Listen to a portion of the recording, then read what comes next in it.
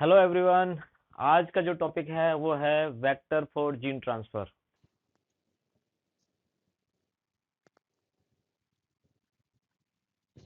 ये मैं आपको एक सीरीज में बताऊंगा, ठीक है, टुकड़ों में। तो सबसे पहले बात करते हैं कि वेक्टर जो होते क्या हैं। इस जो टॉपिक में हम जो है आज प्रॉपर्टी देखेंगे इसकी। तो इंट्रोडक्शन एंड प्रॉपर्टी, ये दो चीज मैं आपको इसमें बताऊंगा।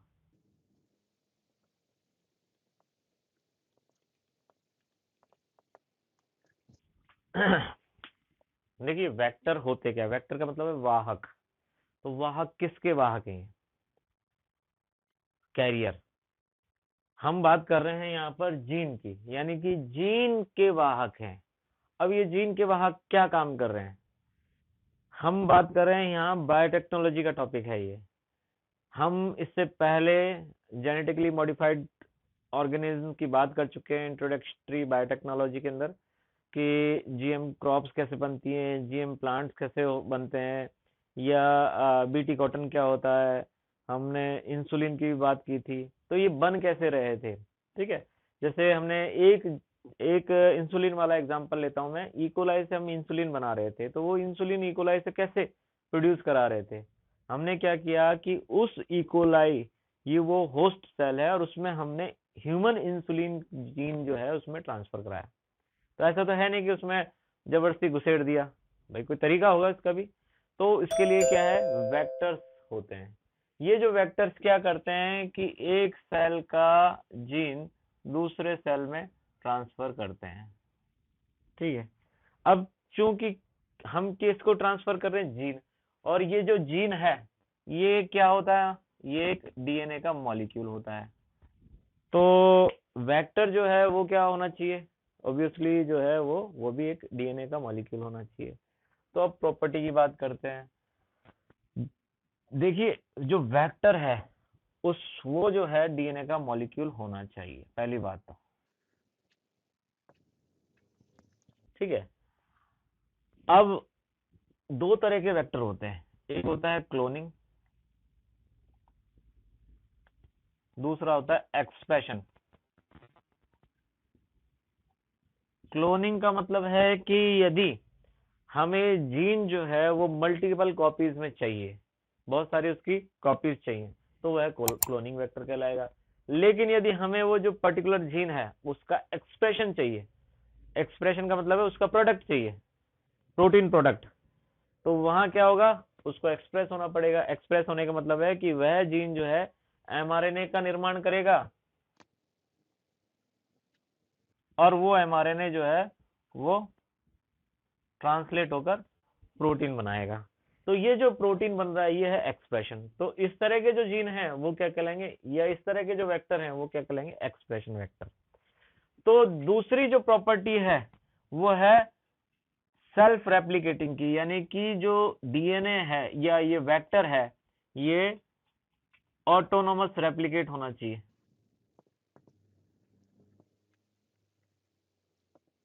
स्वतः ही जो है रेप्लिकेट करने की उसमें क्षमता होनी चाहिए। नहीं होगी तो उसके लिए एक मशीनरी कहाँ से लाएंगे? तो इसके लिए जो है इसमें ओरिसाइट होनी चाहिए। ओरिसाइट, ओरिसाइट जो होती है वो origin of DNA replication, origin of DNA replication, यानी कि हम बात कर रहे हैं ऐसे वाहक की जो कि जीन को एक सेल से दूसरे सेल में ले जाने की क्षमता रखता हो। अब उसमें क्या प्रॉपर्टी होनी चाहिए इसके बारे में बात कर रहे हैं। क्योंकि जीन को ले जाना है तो वह भी डीएनए का मॉलिक्यूल होना चाहिए। अब यदि हमारे पास दो उसके क्या कहते हैं रिजल्ट, यानी कि हमें दो चीज चाहिए, या तो उस जीन की बहुत सारी कॉपीज चाहिए, या फिर हमें उसका प्रोडक्ट चाहिए। दो ही तो काम आएंगे, या तो उस जीन का हमें बहुत सारी कॉपीज चाहिए, या फिर वो जो है उसके हमें प्रोडक्ट चाहिए उस जीन का। तो यदि प्रोडक्ट चाहिए तो उसको बोलेंगे हम एक्सप्रेशन वेक्टर, और यदि उसकी हमें बहुत सारी कॉपीज चाहिए, तो उसके लिए चाहिए हमें, उसको बोलेंगे हम क्लोनिंग वेक्टर। क्लोनिंग वेक्टर यदि है तो उसमें रेप्लिकेशन जो है ऑटोनोमसली होने की क्षमता होनी चाहिए। तो उसके लिए क्या है, इसमें ओरिसाइट होनी चाहिए, इसको बोलते हैं ओरिसाइट, SITE, ओरिसाइट होनी चाहिए। ओरिसाइट जो होता है वो डीएनए रेप्लिकेशन का ओरिजिन जो है वहां से होता है, इसलिए इसमें इसको कहते हैं कि ओरिसाइट होनी चाहिए, तभी वो जो है डीएनए रेप्लिकेट कर पाएगा। अब बात करते हैं तीसरी प्रॉपर्टी की। कोई भी वेक्टर यदि 10 kb से कम का है तो वह एक आइडियल जो है वेक्टर होगा। क्यों होगा? क्योंकि यदि ज्यादा बड़ा वेक्टर है, यदि उसमें बेसेस की संख्या 10 किलो से, 10 किलो का मतलब 10,000, के का मतलब होता है किलो, और किलो का मतलब होता है 1000, ठीक है, 10 गुना 1000 बराबर 10,000। तो 10,000 बेस से यदि ज्यादा लंबा हुआ तो वह टूट सकता है। इस वजह से एक आइडियल जो वेक्टर है वो 10 किलो बेस से छोटा होना चाहिए, ठीक है। अगला क्या है इसकी प्रॉपर्टी, कि वो इजीली आइसोलेट हो पाए और प्यूरिफाई भी हो पाए। देखिए, हमारा उद्देश्य क्या है कि हमें दो उद्देश्य, क्लोनिंग या एक्सप्रेशन। हमने जीन इंसर्ट करा दिया लेकिन हम उसको आइसोलेट नहीं कर पाए, प्यूरिफाई नहीं कर पाए, तो वेक्टर जो है होने का क्या फायदा फिर? भाई हमें हमारा जो परिणाम तो मिला ही नहीं। हमने इंसर्ट करवा दिया, बस इंसर्ट करवा के खुश हो गए, लेकिन जब तक वो आइसोलेट नहीं होगा, प्यूरिफाई नहीं होगा वो जीन, तब तक वह वेक्टर जो है वो एक अच्छा वेक्टर नहीं कहलाएगा, ठीक है। तो वो आसानी से आइसोलेट हो पाए और वो उसको इजीली जो है प्यूरिफाई भी कर पाए, ये इसकी प्रॉपर्टी होनी चाहिए। फिर अगला जो है हमारा आइडियल वेक्टर है, उसकी प्रॉपर्टी है कि इसमें एक सूटेबल मार्कर होना चाहिए।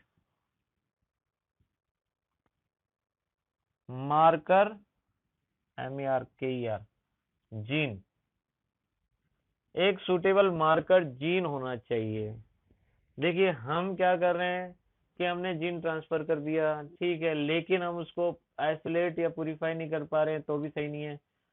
हमने जो जीन ट्रांसफर किया है किस किस कोशिका में गया, जैसे मान लेते हैं हम इंसुलिन वाले इकोलाई की बात करते हैं, सबसे आसान है इसलिए मैं आपको बता रहा हूँ कि हमने क्या किया, इकोलाई का जो कल्चर लिया उसमें हमने जो इंसुलिन का जीन ट्रांसफर किया, लेकिन हर एक कोशिका में जीन ट्रांसफर हुआ कि नहीं हुआ ये थोड़ी जरूरी है। तो ये पहचानेंगे कैसे हम? इसको पहचानने के लिए उस वेक्टर में यदि मार्कर जीन है तो हम उसको आसानी से पहचान पाएंगे। वो क्या है, वो सेल इंडिकेट करेगी कि ये सेल्स जो है इनमें जीन ट्रांसफर हो गया है, जिसमें जीन ट्रांसफर हुआ है उसमें मार्कर होगा, मार्कर जीन होगा, और वो मार्कर जीन इंडिकेट करेगा, तो वो हमें इजीली पहचान में आ जाएगी कि ये जो सेल्स हैं ये इकोलाई सेल, इनमें इंसुलिन का जीन ट्रांसफर हो चुका है और हमें इन्हें अलग करना है और इन्हें प्यूरिफाई करना है, ठीक है। तो एक और खास बात क्या है इसमें कि मार्कर जीन भी होना चाहिए। फिर उसके बाद है हमारा इसमें सूटेबल या unique target site, target restriction site होनी चाहिए। देखिए, यूनिक टारगेट रेस्ट्रिक्शन साइट होनी चाहिए। यूनिक यानी कि यूनिक टारगेट जिन पर कि हमें जिस जगह पर हमें इंसर्ट करवाना है, और रेस्ट्रिक्शन साइट का मतलब है कि ऐसी साइट जहां पर कि रेस्ट्रिक्शन एंडोन्यूक्लियस कट लगा सके। अब ये रेस्ट्रिक्शन एंडोन्यूक्लियस क्या है? देखिए, रेस्ट्रिक्शन एंडोन्यूक्लियस, पहली बात पीछे से चलते हैं हम, न्यूक्लियस, ये जो है न्यूक्लियस एंजाइम है, क्या काम करते हैं, ये जो है एंडोन्यूक्लियस टाइप के, यानी कि जो डीएनए है उसके बीच में कट लगाते हैं। या मान लेते हैं ये डीएनए है, तो ये यहाँ पर यहाँ कट लगाएंगे। एक्सोन्यूक्लियस और होता है एक, वो क्या है, बाहर की तरफ कट लगाता है, एक एक जो है न्यूक्लियोटाइड को बाहर से अलग करता है, तो वो कहलाता है एक्सोन्यूक्लियस। और ये जो है एंडोन्यूक्लियस है, बीच में कट लगाएगा। ये एंडोन्यूक्लियस किस तरह का है, रेस्ट्रिक्शन टाइप का है। रेस्ट्रिक्शन का मतलब है कि यह एक पर्टिकुलर साइट को पहचानेगा और वहीं पर कट लगाएगा। एंडोन्यूक्लियस तो है, ऐसा नहीं कि बीच में कहीं पे भी कट लगा देगा। तो particular endonuclease type, particular restriction endonuclease type particular जगह पर ही, एक विशेष जगह पर ही कट लगाएगा। ये जो प्रकृति ने जो बैक्टीरिया हैं उनको एक डिफेंस मैकेनिज्म दिया हुआ है।